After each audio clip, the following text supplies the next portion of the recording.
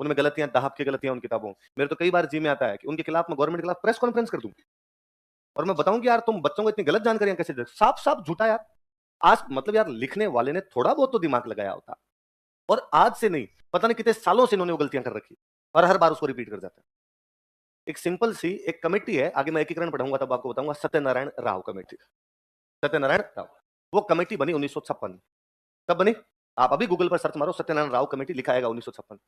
ये सारे उस कमेटी को राजस्थान के चौथे चरण में बताते हैं। चौथा चरण हो गया था 49। जब चौथा चरण 49 में है, तो कमेटी 7 साल पहले कैसे बना दिया आपने? वो सारी किताबों में अपने, डंकी-डंकी सब किताबों में। अपने इतिहास का मतलब केवल और केवल कॉपी पेस्ट है। इधर से इधर मारा किसी ने, उधर से उधर मारा किसी ने। मैं वो कई सालों से लिखवाता हूँ कि हमीर को विषम घाटी पंचानन कुंभलगढ़ की प्रशस्ति में लिखा गया है। अपनी सारी किताबों में कीर्ति स्तंभ लिखा हुआ है। कीर्ति स्तंभ मेरी पूरी प्रशस्तियाँ पड़ी हुई है वो दोनों। कीर्ति स्तंभ और कुंभलगढ़, वो एग्ज़ैक्टली कुंभलगढ़ प्रशस्ति की लाइन है। पर इन्होंने लिख लिया कीर्ति स्तंभ, उसके बाद दूसरे किसी ने लिखा, तो उसने क्रॉस चेक करने की भी कोशिश नहीं की, कि यार ये सही है या नहीं है। छापते जा रहे हैं, कई सालों से छापते जा रहे हैं। अभी जो नई किताब आई हुई है, उनके अंदर इन्होंने लिख रखा है कि राणा सांगा की मृत्यु ये पढ़ते हैं कि बसवा में वो घायल होने के बाद इलाज करवाता है। इसके बाद वो चंदेरी जा रहा था, जब रास्ते में उसके साथियों ने उसको जहर दे दिया था, इरीच में जहर दिया गया कालपी में उसकी मृत्यु। तो बसवा में केवल वो रुका था कुछ दिन तक, जहां पर उसकी याद में एक चबूतरा बनाया। अब किसी ने लिख दिया, ये कोई चेक करते नहीं वापस। कब बाद में कोई स्टूडेंट आकर सर आपने वो कालपी, अरे कालपी ही है। वो डंकी जो किताब आएगी उन सबके अंदर कालपी है। तो ये राजस्थान बोर्ड वाली किताबों का तो मुगालता जितने जल्दी निकाला जाए उतना कम है। स्टूडेंट बाद में आगे नहीं सर बोर्ड की किताबें, अरे फर्जी है किताबें, गलत किताबें। ये इनको किसी ढंग के राइटर ने नहीं लिखा। ये सरकार आनियों बानियों से किताबें लिखवा लेती है और इन किताबों में कोई लेना देना नहीं है। इसलिए मैं तो हमेशा इनके तो अगेंस्ट ही रहा कि एक तो एनसीईआरटी, इन्होंने जो भारत का बेड़ा गर्क किया उतना कोई नहीं कर पाएगा। और इस सिविल सेवा की तैयारी करने वालों को भगवान जाने किसने सिखा दिया कि एनसीईआरटीयां पढ़नी है? मत पढ़ लेना रे वो फर्जी किताबें हैं। उनके अलावा कुछ ही पढ़ लेना, एनसीईआरटीयां नहीं पढ़नी। और फिर कोई स्टूडेंट कई बार तो आगे वैसे और कहता है कि सर वो एनसीईआरटी तो पढ़नी जरूरी है ना? नहीं पढ़नी जरूरी। नहीं नहीं सर, फलाने टॉपर ने कहा था, उस फलाने टॉपर ने कहा था। एक तो जिन जिन टॉपर ने इनका कहा उनके नीचे बास्ते लगानी चाहिए। यार तुमने खुद ने अपनी जिंदगी में पढ़ी नहीं है, टावरों को बरगलाते हो यार फालतू में। किसी का सिलेक्शन हो जाता है, फिर वो बैठ के करा गंभीर अध्ययन के लिए जहां तक मैं समझता हूं छठी क्लास से एनसीईआरटी की आवश्यकता है। मतलब छठी क्लास की एनसीईआरटी पढ़ के कोई क्या कर लेगा? छठी क्लास के एनसीईआरटी में साइंस, और फिर स्टूडेंट कहता है साइंस सर टफ सब्जेक्ट पढ़ता है। तो मैं कहता हूं यार नोट्स पढ़, सर ने जो साइंस पढ़ाई है वो नोट्स पढ़ो, वो बहुत अच्छे नोट्स हैं। सर पर सब्जेक्ट को सरल करने के लिए क्या मैं छठी की एनसीईआरटी पढ़ लूं? पढ़ तू, फिर छठी की एनसीईआरटी में होता है आओ बच्चों आज हम एक प्रयोग करते हैं। एक पौधा लीजिए तथा उस पौधे की पत्तियों को प्लास्टिक से बांध दीजिए। अब उस पौधे को कमरे में रख दीजिए। 3 दिन बाद आप नोटिस करते हैं कि पौधे की पत्तियां सूख चुकी है। आप जानते हैं ऐसा क्यों हुआ? क्योंकि पौधे को सूर्य का प्रकाश प्राप्त, इसका अर्थ बच्चों यह हुआ कि पौधा सूर्य के प्रकाश में ही फलता फूलता है, प्रकाश के बिना उसका कोई भी जीवन नहीं होता। आओ इस प्रयोग को अपने अन्य दोस्तों के साथ दोहराते हैं। एक लाइन काम की उस चैप्टर में कि सूर्य का प्रकाश पौधों के जीवन के लिए आवश्यक है। तो ये जो भी सर साइंस पढ़ाएंगे ना, वो पहले दिन लिखवाएंगे। तो तू उस एक लाइन के लिए चैप्टर पढ़ेगा, प्रयोग करेगा, फिर तो पौधा घर पे ले ही आ, प्रयोग और करके देख। अभी मेरे पास एक दिन को 2-3 बच्चे हैं, पता नहीं कोई लेंस फिजिक्स की कोई बात बता रहे होंगे, लेंस फेंस की कोई बात बता रहे होंगे कि सर हमें साइंस वाले सर ने ये लिखवा दिया और 10th क्लास की किताब में ये है। तो मैंने कहा 10th वाली किताब गलत है। ब्लंट तरीके से मेरे मुंह से निकला, क्योंकि वो बच्चे मेरे से शायद ये चाह रहे थे कि मैं उनको ये कहूंगा अच्छा 10th वाली में ये है, फिर तो वो सही है। सर ने गलत लिखवाया, सर ने जो लिखवाया वो सही है, 10th वाली किताब गलत है। नहीं सर, पर वो बोर्ड की किताब है, मगर तभी ज्यादा और गलत है। तब तो और पक्का पक्का ही गलत है, क्योंकि बोर्ड वालों ने अपनी जो किताबें लिखवाई है वो अपने लोगों से लिखवा ली। इनके जो समझ में आया उस आदमी को इन्होंने ठेका दे दिया कि तू लिख दे। उन लोगों के पास जिनसे किताबें लिखवाई गई, मत कहता हूं ढंग की डिग्रियां तक नहीं है, और इन्होंने बिठा दिया किसी आदमी को लिख दे, और उस आदमी ने उन किताबों को लिख और दिया। इतने ब्लंडर मारे हुए, इतनी गलतियां की हुई उन किताबों में। तो थोड़ा सा इस प्रकार की कोई चीज जो आपको 2-3 जगह इस प्रकार का लगे, उनको क्रॉस चेक कर लिया करें, खुद ही क्रॉस चेक कर लिया करें। और आजकल तो नेट वेट इतने साधन हो रखे हैं, इन पे आप सर्च मारोगे 4 चीजें मिल जाएगी। मतलब मैं कहूँ पिंपा जी की गुफा नेट पे देखे ना, तो वीडियो तक मिल जाए, ये है पिंपा जी की गुफा, यहीं बैठे थे पिंपा, यहीं करते होंगे तपस्या, है ना? और 10 मिले, एक नहीं मिले, अलग अलग आप अपना दिमाग और लगा सकते हो। फिर किताब लिखने वाला थोड़ा बहुत तो वेरीफाई करता है यार, कहीं से थोड़ी बहुत तो चीजें पढ़ लेता। यही है लफड़ा, यही है। मैं अभी थोड़े दिन पहले जोधपुर एक हिस्ट्री के सेमिनार के अंदर गया हुआ था।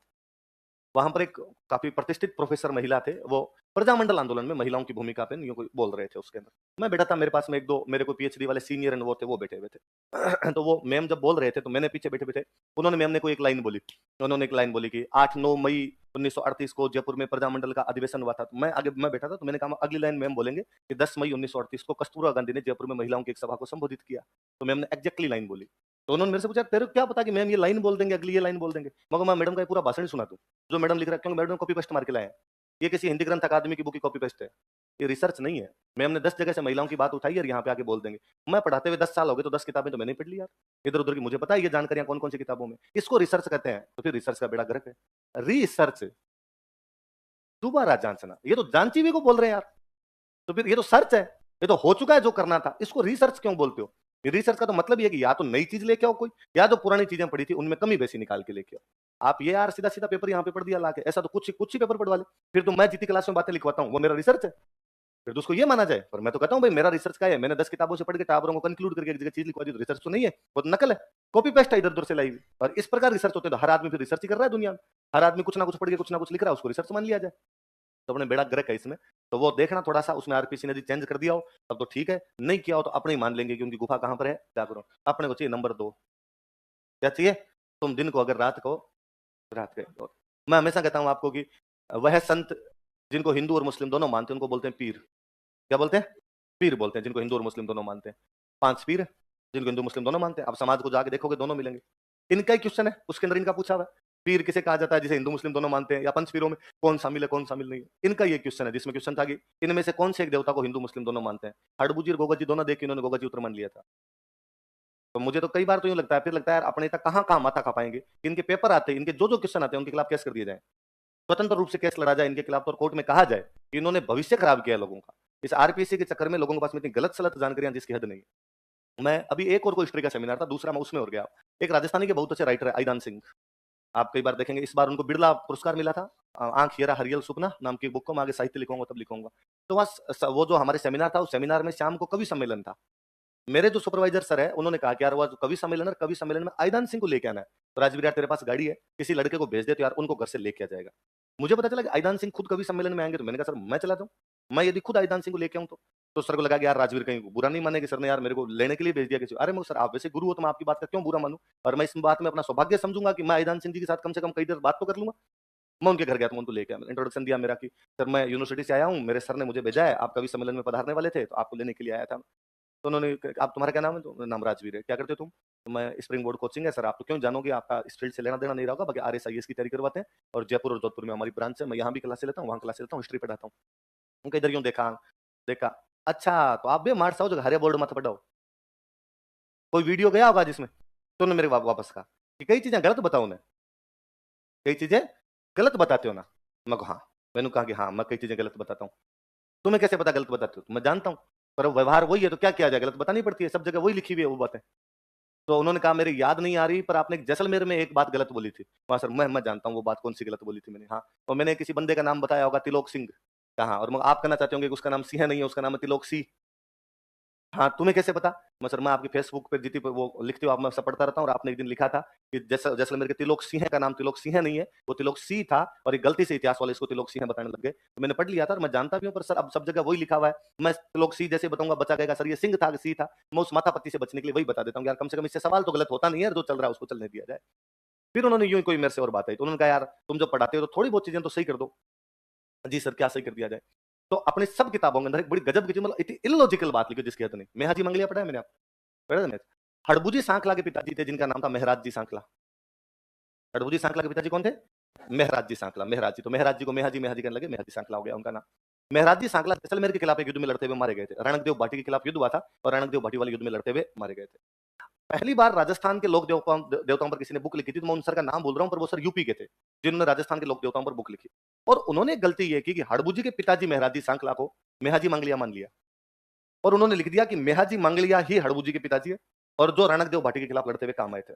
अपनी सारी किताबों में लिखा हुआ है रणकदेव भाटी, मेहाजी मंगलिया जहां पढ़ते हो पढ़ोगे वहां लिखोगे रणकदेव भाटी के खिलाफ युद्ध में लड़ते हुए मारे गए थे, जबकि मेहाजी मंगलिया ऐसे किसी युद्ध में लड़ते हुए नहीं मारे गए।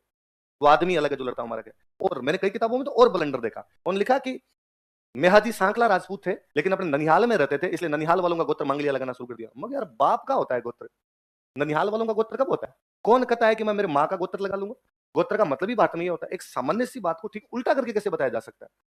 पर अपनी किताबों वाले बताते हैं, सारे के सारे बताते हैं। मैंने उन सर को वापस कहा कि सर मैं कह दूंगा बच्चों को, मैं बच्चों को कन्विंस भी कर देता हूँ, ये बातें बताता भी हूँ ऐसी, पर सर ये बोर्ड वाली बुक के अंदर साफ साफ लिख रखा है इन्होंने कि वो रणकदेव भाटी के खिलाफ लड़ता मारा गया था। मैं तो खुद जब उस किताब को पढ़ता हूँ मुझे बड़ा दुख होता है कि तुम उल्टी बात कैसे लिख सकते हो। इस आदमी का आपस में कोई लेना देना नहीं है, तुमने लिख कैसे दिया? पर सर मैं जैसे ये बात यहाँ पर लिखवाऊंगा या नहीं लिखवाऊंगा, कोई बच्चा कहेगा सर बोर्ड की किताब में है, उन्होंने वापस कहा गया तो इन बोर्ड वाली किताबों में आग लगाओ रहे। ये पता नहीं किस किस से बोर्ड वाली किताबें लिखवा लेते हैं जिनको खुद को कुछ ही नहीं आता है। कितने ब्लंडर है, इतने ब्लंडर है जिसकी हद नहीं। तो थोड़ा सा चीजें अपने इन्हीं चीजों को माना कीजिए, जो मैं लिखवा देता हूँ ये चीजें थोड़ी रिसर्च है। वास्तव में रिसर्च करने का मतलब ये है कि 10 जगह से देख के लिखी गई, केवल सर्च नहीं की गई, वापस इनको क्रॉस चेक कर लिया गया। तो आप कहीं कॉन्ट्राडिक्शन देखें कि अपने नोट्स में और किसी किताब में कॉन्ट्राडिक्शन है, इसका मतलब नोट्स सही है। आपने वो एक किताब देखी, मैंने वैसे को 10 किताब देखी होगी, वहां से देख दाख के नोट्स को तैयार किया होगा।